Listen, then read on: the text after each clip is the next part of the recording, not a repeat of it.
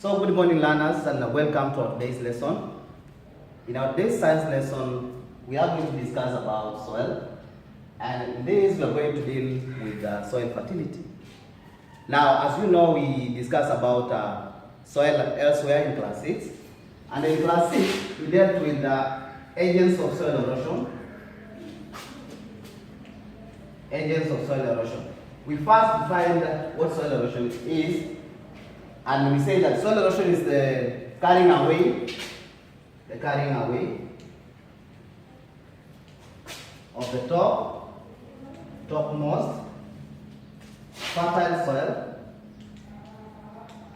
by agents. Here we discuss about two agents of soil erosion. Number one, we discuss about wind as an agent of soil erosion, and also we discuss about water.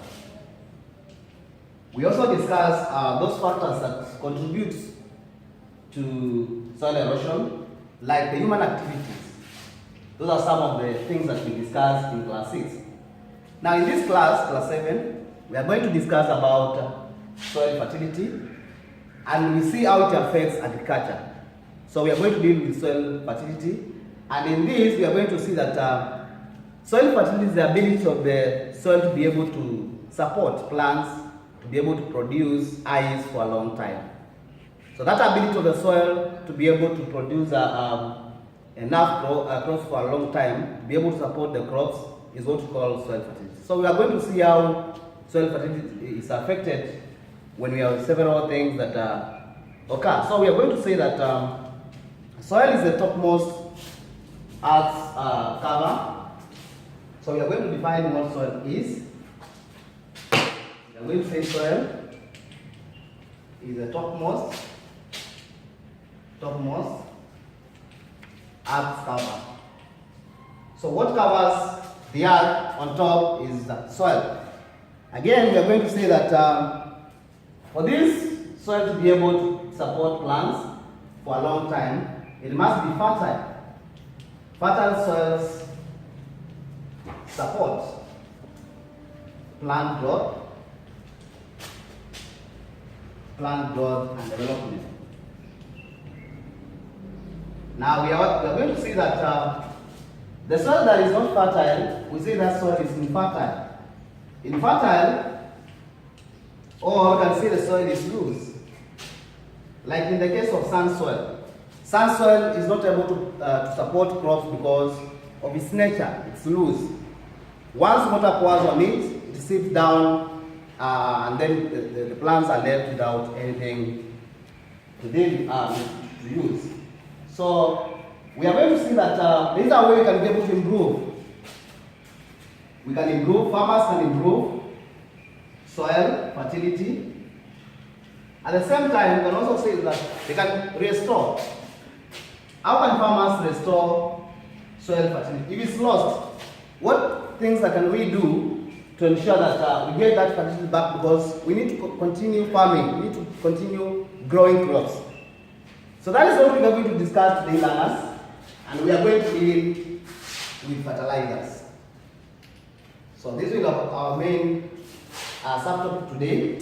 When we are dealing with soil fertility, we are dealing with soil that is lacking fertility, and so we are dealing with infertile soil. And so there are reasons or ways of improving this particular soil to be able to support plants for a long time and give enough yields. So today we are going to discuss about fertilizers. And now I want to tell you that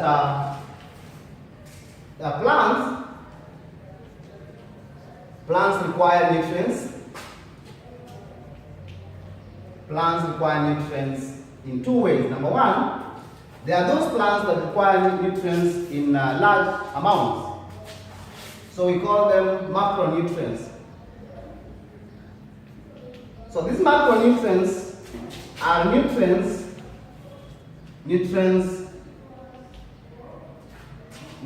that are required by plants in large quantities. Nutrients that are required by plants in large quantities are known as macronutrients. I can give examples of macronutrients. We have number one, nitrogen or nitrogenous fertilizers. We'll come to that. So nitrogen is one of nutrients that are required by plants in large quantities. We have potassium, we have sulfur, etc. So when a plant requires a lot of nutrients, we say that those are what we call macronutrients. They have another name, we call them macronutrients or major nutrients. So in an exam, you can be asked, the following is not a major nutrient, and so you can be able to tell that. Plants also require nutrients in small quantities, and we call those micronutrients. And micronutrients are required by plants,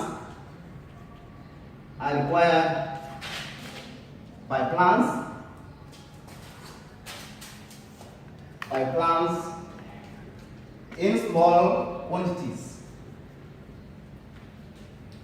So you realize that we have two types of nutrients. We have macronutrients and micronutrients, whereby macronutrients are required by plants in large quantities, and micronutrients or minor, can also call them minor nutrients, are required by plants in small quantities. And so we want to give examples of micronutrients, small nutrients. We have what we call molybdenum. We have also boron. Just to name a few, these are examples of micronutrients that plants require them in small quantities. And so with that, we want to move on and try to be able to define or categorize fertilizers. So fertilizers are categorized into two. There are two types of fertilizers. So we have what we call natural fertilizers. We have natural fertilizers. Natural fertilizers, you can also call them manures. Another name for this one is organic fertilizers. They are also known as organic fertilizers. At the same time, we have what we call the artificial fertilizers. And artificial fertilizers or manures are also referred to as inorganic fertilizers. Inorganic fertilizers. As we realize that we shall use these organic in natural fertilizers, and you see how we can be able to identify them. So I want us today to just discuss about the natural fertilizers only. So we are going to deal with one natural fertilizer. So I want to give the four natural fertilizers. Natural fertilizers, I want to define what they are. Can call them manures. So manures are divided into four categories, and these ones, they are grouped according to two ways. Number one, we have the method of preparation. Then we have the materials used to make them. So natural fertilizers are grouped into four depending on the method of preparation and materials used to make them. So we are going to see four categories of natural fertilizers. So number one, natural fertilizer is what we call green manures. Green manure. So you can be able to see this. Green, from the word green, this is the material. So we are going to know what they are. Number two, category number two, we have what we call farmyard manure. Farmyard manures. And farmyard manures are also known as FYM. You can also call them animal manure. So if you do, in the exam you don't find farmyard manure, you can see animal manure. Then we have category number 3. Category number 3 is compost manure. The compost manure. And lastly, that is number 3. And lastly, we have what we call the organic mulches. The organic mulches. So these are the four categories of natural fertilizers. And natural fertilizers are majorly made at our homes, where we live in the farm. So these are majorly done there. We are going to discuss the first one for today, that is green manure. So we'll see what green manure is. So from the word green, you will realize that these are material. It's a type of manure, a natural manure which is prepared using green plants.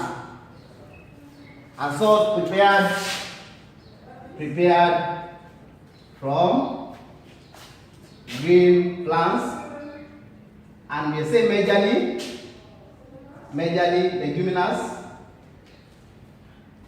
leguminous plants. So this one will be prepared from green plants, and especially from green plants that are leguminous. The reason why I talk about leguminous plants is because the leguminous plants, as we saw, maybe in class 4 and 5, you realize that they have the capacity to be able to convert the nitrogen in the atmosphere into nitrates, and therefore the plants can benefit from those nutrients that they get from the atmosphere. So that's why the reason why we're using leguminous plants. Leguminous plants are just what we call legumes. These are just legumes. So examples of such plants that can be used to make green manure include beans, peas. We have many. Napier.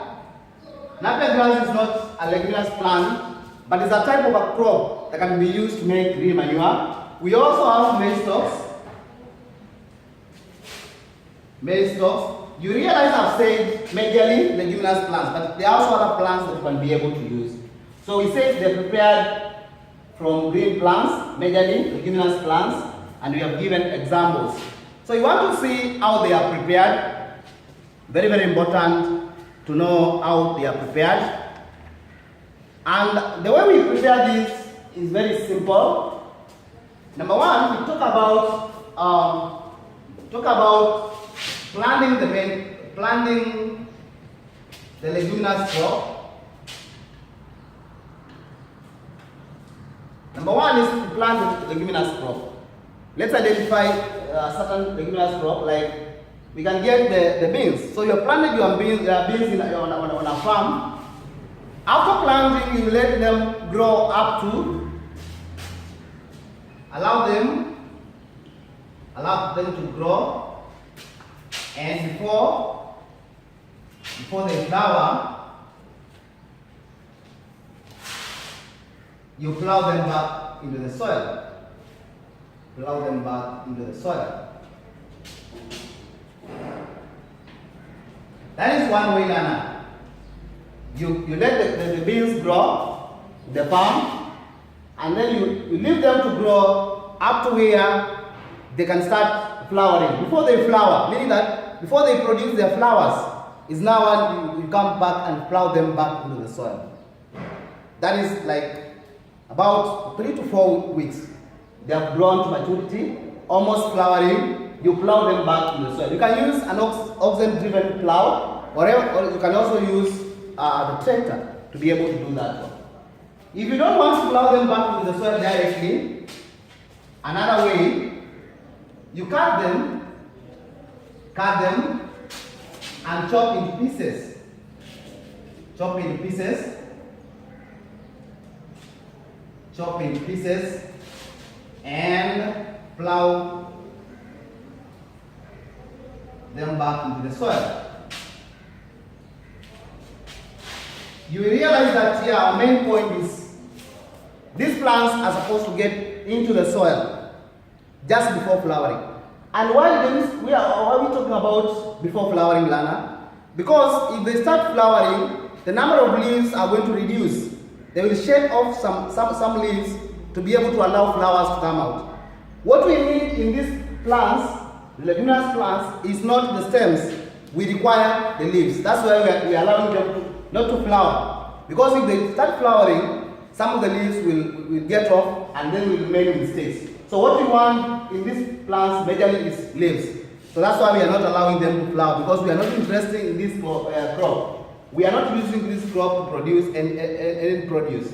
Our main aim is to put some fertility in the soil so that you can bring now the main crop.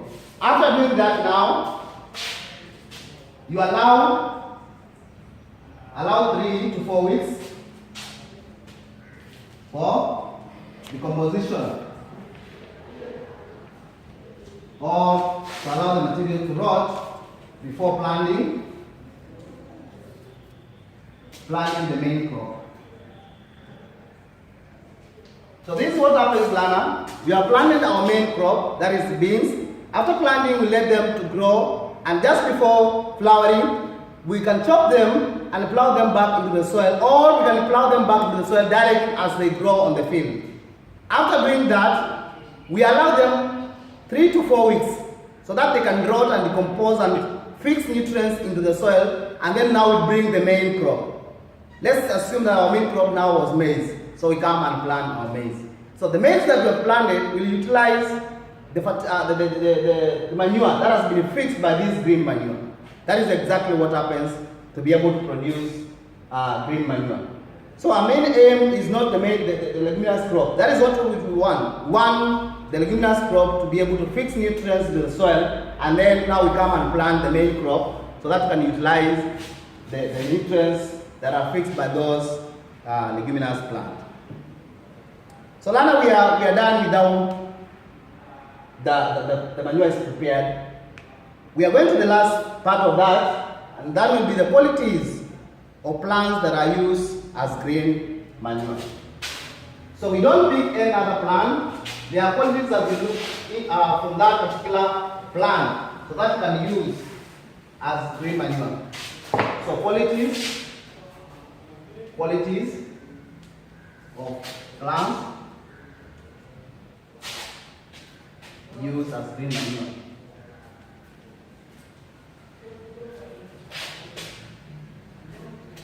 What are some of the qualities that we need in this particular plant? We have chosen beans. What do we want from these beans? How should they behave? Number one, they should have a fast growth.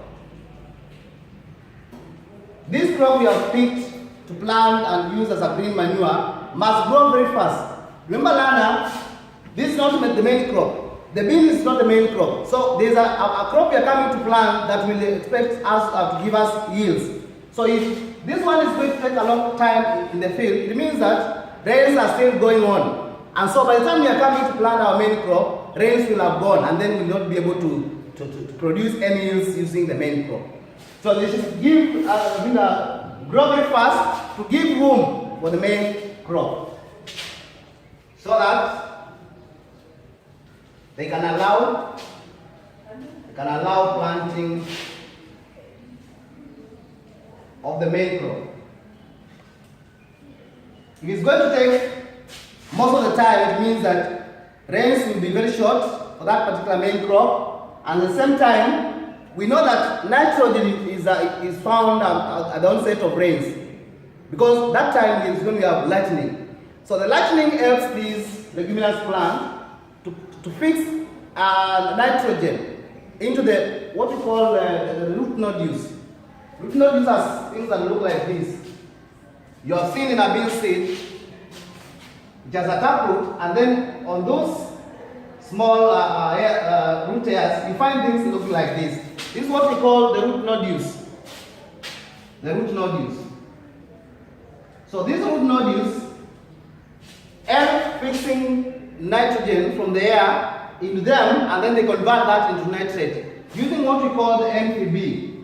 The NFB is nitrogen fixing bacteria that helps in doing this.